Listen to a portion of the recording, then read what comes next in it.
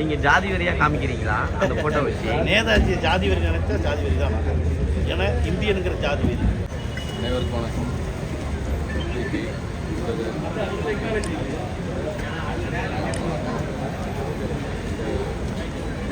ஆறாம் தேதி படம் வைக்க வந்திருக்கு. சவுண்டா படம் வந்து ஒரு விசாரணை படம். வடமாடு பஞ்சு வழக்கு விதைக்கலாம் எல்லாம் ஜல்லிக்கட்டு கடையை வச்சு வச்சுருக்காங்க. இதில் வந்து என்னென்னா ஒரு மாடு வளர்க்குற ஒரு வீரனாக மாடுபிடி வீரன். இது வந்து மாடு வளர்க்குறது, மாட்டுக்கு ஒரு ட்ரைனிங் பண்ணுறது, இந்த மாதிரியான ஒரு கதாபாத்திரத்தில் இது வந்து ஊர்களெலாம் நடக்கிற சில உண்மை தன்மைகளும் அதேமாதிரி இது வந்து பக்கா ஒரு கமர்ஷியல் படமாக இருந்தாலும் ஒரு கதை அம்சம் உள்ள ஒரு கமர்ஷியல் படமாக இருக்கும். கிராமத்து மண்வாசலை தவறாமல் எல்லோரும் ஜாலியாக ஒரு நல்ல படம் பார்த்து ஒரு படம் பார்த்து திருப்தி கிடைக்கும். இதில் வந்து இந்த பாண்டிமுனியாக நடித்த அந்த ஜல்லிக்கட்டு காலை வந்து ரொம்ப நல்லா பழகிடுச்சு. ஏன்னா ஃபஸ்ட்டு ஒரு 2-3 நாளாக ரொம்ப கஷ்டமாக இருந்தது. ஏன்னா நான் மாடுபிடி வீரங்கிறதுனால அந்த மாடோட கதை பிரகாரமே மாட்டை இருக்கணும். அந்த மாடோட ரொம்ப பழகுனா தான் அந்த அந்நியம் வெளியில் தெரியும்.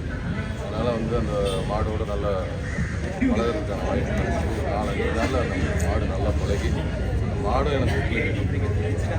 ஏன்னா அந்தளவுக்கு வந்து ஈஸியாக அந்த மாடோட ரொம்ப ஈஸியாகலாம் நடிக்க முடியாது.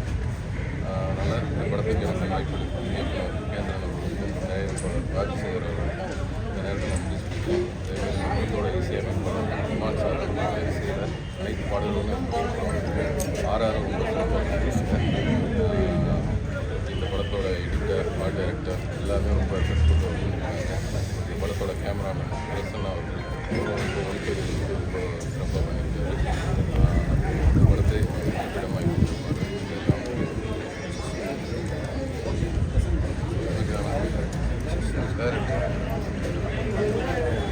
வந்து மக்கள்கிட்ட கொண்டு போய் சேர்க்கணும். உங்களுடைய கருத்துக்கள் இந்த படத்தோட வெற்றிக்கு நீங்கள் எல்லோரும் வந்து உதவணும். மட்டும்தான் இந்த நேரத்தில் கேட்டுக்கொள்ளிட்டு மார்ச் 6ஆம் தேதி ஒரு தேட்டருக்கு நீங்கள் போகும்போது ஒரு பெரிய என்டர்டெயின்மெண்ட்டாக ஒரு நல்ல குடும்பத்தில் பார்க்கக்கூடிய படமாக இருக்கும். நீங்கள் இதை மக்கள்கிட்ட கொண்டு போய் சேர்க்கணும்.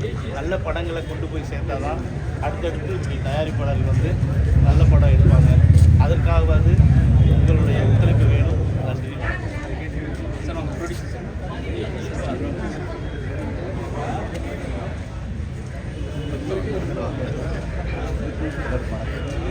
இந்த படம் வந்து மனிதர்கள் மாட்டுக்குண்டான உறவை அழகாக எங்களை மாதிரி புது ப்ரொடியூசர்கள் இந்த மாதிரி இயக்குநர்கள் வந்து கரெக்டான கதைகள் கலைத்துறை மக்கள் அனைவருக்குமே வந்து ஒரு பயனுள்ளதான ஒரு கதையாகும், மக்களுக்கு ஒரு பிரயோஜனமுள்ள ஒரு கதையாகும். அதை தாண்டி இந்த கதைக்குள்ள ரொம்ப அழகாக நேர்த்தியாக ஆக்ஷன் ஹீரோவாக நம்ம விமல் சார் நடிச்சிருக்காரு. அதுக்கடுத்து நட்டி சார் நடிச்சிருக்காரு. இசை அமைப்பாளர் விமல் சார் அந்தளவுக்கு சூப்பராக பண்ணி நடிச்சிருக்காரு. எல்லா மக்களுமே கவனித்து பார்க்கணும். வெற்றி விழாவில் எல்லோரும் பாராட்டி நம்ம அழகாக தர்மணிச்சு எல்லோரும் சார் மாடு கூட அவ்வளோ பழகிருக்கீங்க. ஆனால் ஒரு சைடு மாடு கண்ணு கொஞ்சம் ப்ராப்ளம் சொல்லுவாங்க. உண்மையா? ஆனால் தான் அந்த சைடு இருப்பீங்களா?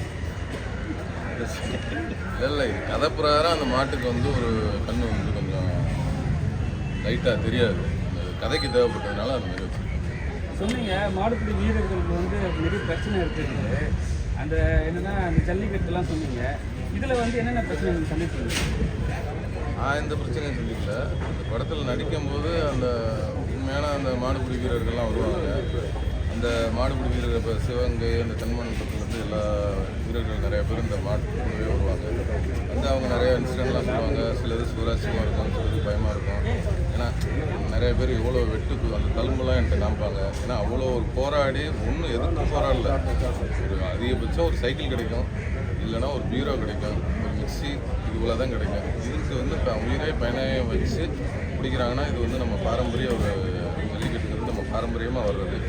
இதில் வந்து நம்ம மாடாக பிடிக்கணும், பிடி மாடாக்கணும், இல்லை மாடு பிடிக்கக்கூடாதுன்னு அந்த மாட்டு வளர்க்குறவங்களும் பிடிக்கணும்னு மாடுபிடி வீரர்களும் அந்த போட்டி போட்டு அந்த பண்ணுற அந்த செயல் வந்து ரொம்ப ஒரு செயல் தான். அதெல்லாம் நிறையா சொல்லியிருக்காங்க அந்த மாடுபிடி வீரர்கள். ரொம்ப நிறையா விஷயம் சொல்லியிருக்காங்க. ஓகேம்மா. டேரக்டர் சார், ப்ரொடியூசர் சார் ஒரே ஒரு சீன் மட்டும் தான் பண்ணார். ஆக்சுவலாக அவர் நல்லா பண்ணியிருந்தாரு. அந்த கேரக்டர் அப்படியே எக்ஸ்டெண்ட் பண்ணிட்டு இருந்தால் நல்லா இருந்தது. இல்லை ப்ரொடியூசரை நடிக்கிறதுக்காக அது இருக்கல. ஆக்சுவலாக அது வேற ஒருத்தர் நடிக்க வேண்டியது கடைசி நேரத்தில் வரல.